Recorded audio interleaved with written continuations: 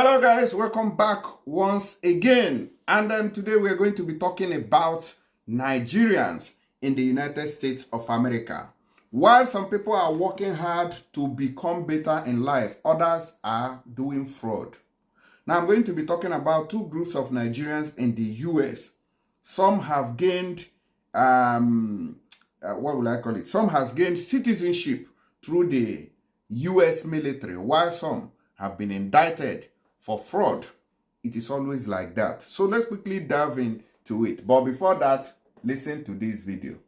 Don't show yourself too much in social media. How much you earn, with who you sleep, where you travel, what you eat in what restaurants. This all must be private. If you have something to say in social media, say something what can help to someone. Showing and making noise with your organs will only attract the bad eye. I know someone who have lost everything. I mean, not just go to the zero, but went to the minus multiple millions euros in a day because he show everything, all his private life. And this is what he paid. So I said it. All right. I believe someone is going to take that advice from him. It is very important. Now, let's go to details of this very news that we are talking about. Now, we are starting with some Nigerians that have been arrested or indicted in the United States over multi-million-dollar investment fraud scheme. That's what we're going to be talking about, as you can see on my screen right here, investment fraud. Now, they said that the United States Attorney's Office for the District of New Jersey has unsealed charges against 3 Nigerian nationals accused of orchestrating a multi-million-dollar transactional internet-enabled investment fraud scheme. U.S. Attorney Philip Arrow Selinga announced on Wednesday. The defendant, Augustine Chibozo Onyachonam, who is 30 years old, Stanley Asiebu, also known as Stanless, Stanilus Asiebu, who is 37 years old, and Chukwuebuka Nweke Eze, who is 29 years old, were charged with multiple offenses, including wire fraud, conspiracy, securities fraud conspiracy, and aggravated identity theft. These are the charges leveled against these Nigerians in the United States of America after they have conducted a varieties of investigation to unravel these people. You see, very sad indeed. Now, they said that the indictment alleges that the suspects defrauded victims by impersonating licensed financial representatives, spoofing legitimate websites, and misappropriating the seal of the U.S. Securities and Exchange Commission, which is SEC, to lend credibility to their fraudulent activities. My God, these people went very far. These guys went very, very far to achieve what they wanted. These defendants not only defrauded dozens of victims out of millions of dollars of their hard-earned money, but they also impersonated licensed FINRA representatives, spoofed their websites, and misappropriated the seal of the SEC to carry out their fraud, U.S. Attorney Selinga stated in a press release. These people are sophisticated, I must tell you. In order to get what they wanted, they went extra mile to even God. Even the US seal is not safe. Very soon. In fact, I don't hear something. Even, I don't know. Even you can imagine, even Trump will be collecting money from people online now. Trump, Joe Biden, and all the rest of them. They'll be collecting money. But people are mumu. Some people are very mumuic. Anyways, the indictment accuses the suspect of exploiting the internet to lure unsuspecting investors into fake investment opportunities. Victims were reportedly targeted with fabricated documents and were persuaded to transfer substantial sums of money under false pretenses. Each defendant faces charges across multiple counts: 1 count of wire fraud conspiracy, 2 counts of wire fraud, 1 count of securities fraud conspiracy, 1 count of identity theft conspiracy, and 4 counts of aggravated identity theft. My office will continue to work with our law enforcement partners to pursue these kinds of scammers, no matter where in the world they are, and seek justice for their victims, Selenga said. According to the indictment, from the list as early as in or around 2018 through the present, Onyachonam Asiebu, Nweke Eze, and others, the conspirators orchestrated an internet-enabled fraud scheme that targeted victims throughout the United States of America, including in the District of New Jersey.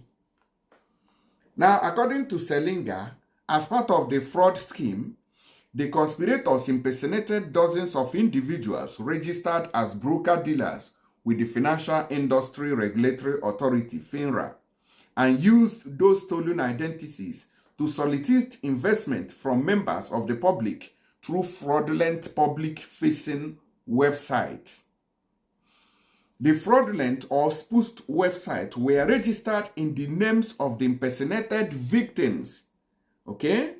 Brokers, and often included genuine credentials such as CRD numbers associated with the victim broker. So these people, they went too deep to convince these people they are victims.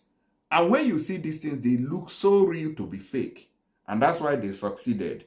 At times, the spoofed website also included links to the FINRA website associated with the victim brokers that allowed any member of the public to view the victim's broker's employment history, certifications, licenses, or prior violations. And 2, fake social media accounts created by the conspirators in the names of the victims' brokers. At times, the spoofed website also displayed without authorization the seal of the U.S. Securities and Exchange Commission, which is SEC. The conspirators would further use the SEC seal in email communications with victims. Selenga explained that the conspirators lured victims of the fraud scheme to the spoofed website by touting the services of the victim brokers in the comment sections of online articles or videos discussing financial and cryptocurrency investment related topics.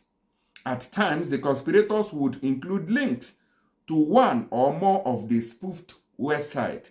So, you know, when all these videos that teaches how to make money, stocks exchange, and all the rest of them, they go there and drop their comment with the links, which if you click the link, you see that, oh, this is the real person that can help me out. You now start getting into them and asking questions from there. They take you to where you know. When a fraud victim visited a spoofed website, he or she was directed to communicate with an individual they believed to be a legitimate broker-dealer by contacting a telephone number or email address listed on the spoofed website. The conspirators, posing as victim brokers, then communicated with fraud victims and, among other things, 1, told fraud victims that their money would be invested in various stocks and cryptocurrencies, and 2, guaranteed fraud victims returns on the investment of up to 25%. The U.S. Attorney said that the conspirators used voice-changing software applications to impersonate certain female victim broker-dealers when communicating by telephone. According to the statement, when a fraud victim decided to invest money with one of the conspirators posing as a victim broker, the fraud victim was told to 1. Open an account at a particular cryptocurrency trading platform, 2. Purchase cryptocurrency asset through that platform, and 3.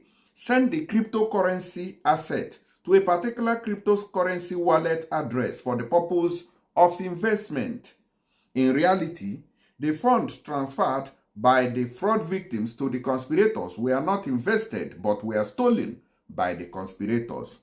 At times, fraud victims' funds were stolen directly from the account opened by them at a particular cryptocurrency exchange. Selinga stated that as a part of the fraud scheme, the conspirators further created fraudulent online investment platforms that falsely displayed monthly returns associated with the fraud victim's investment. A fraud victim in visiting one of the fraudulent investment platforms typically would observe substantial returns on their investment. So it is a well-planned game that convinces anybody, it will make you not to even doubt, because they have everything in place. Where after investing this amount of money, they will direct you somewhere where you go and see the returns that you are getting. Wow, my money is doing well, not knowing that this is scam. It is no longer where it is supposed to be. Your money has been withdrawn and they're using it to do fudge. At times, when a fraud victim requested to withdraw funds from their account, they will be asked by the conspirators to pay additional money in fees or taxes to withdraw the funds. After paying these fees, the funds will still not be released, U.S. Attorney said. Selinga said in total, the conspirators caused dozens of fraud victims to transmit funds that they believe to be for investment in the aggregate amount of at least approximately $3 million. The wire fraud conspiracy charged in court, one carries a maximum potential penalty of 20 years in prison and a $250,000 fine. The wire fraud charged in count 2 and 3 of the indictment each carry a maximum potential penalty of 20 years in prison and $250,000 fine. The conspiracy to commit security fraud charged in count 4 of the indictment carries a maximum potential penalty of 20 years in prison and a $250,000 fine. The conspiracy to commit identity theft charged the count 5 of the indictment carries a maximum potential penalty of 15 years in prison and a fine of $250,000. Now, and the aggravated identity theft count charged in each carry a mandatory minimum that is at least of 2 years sentence and $250,000 fine. So calculate the number of years now that these people may have to serve. So one person who is charged for that, we pay we go to 20 here, 20 here, that's 40 years, 20 here, that's 60 years, and then 60 years, 15 years, that is 75, then 2 years, that is almost 80 years for each person. Almost 80 years for each person. Then let's look at the money that they are going to pay. Then you have 250 here, 250, that's 500. 250 here, that's 750, 250, that's 1 million. Then another 250, $1,250,000. One person. I'm not talking about the three of them. One person is gonna pay for this. Almost 80 years prison sentence and $1,250,000 payment. Where will they get this money? Next time when they tell you to do fraud, you will run it. You will flee. In the Bible, they say you flee. You will flee from fraud after you have gone to 80 years in prison. My God. Waiting with this. Wow. Guys, let me know your opinion on this matter. I'm going to talk about the people who are doing well in the U.S., who have joined the U.S. to army to get their citizenship. That's a nice news. I'm going to talk about it on the next one, because somebody always comes and say, oh, when are you going to be talking about good news? That's a good news right there, that people have joined the US Army and gotten their citizenship. Anyways, guys, if you want to send money to Nigeria, don't forget to use tap send, especially those in the US and Canada. You are getting $30 on top of the money that you are sending. It's a bonus for this very season of Christmas.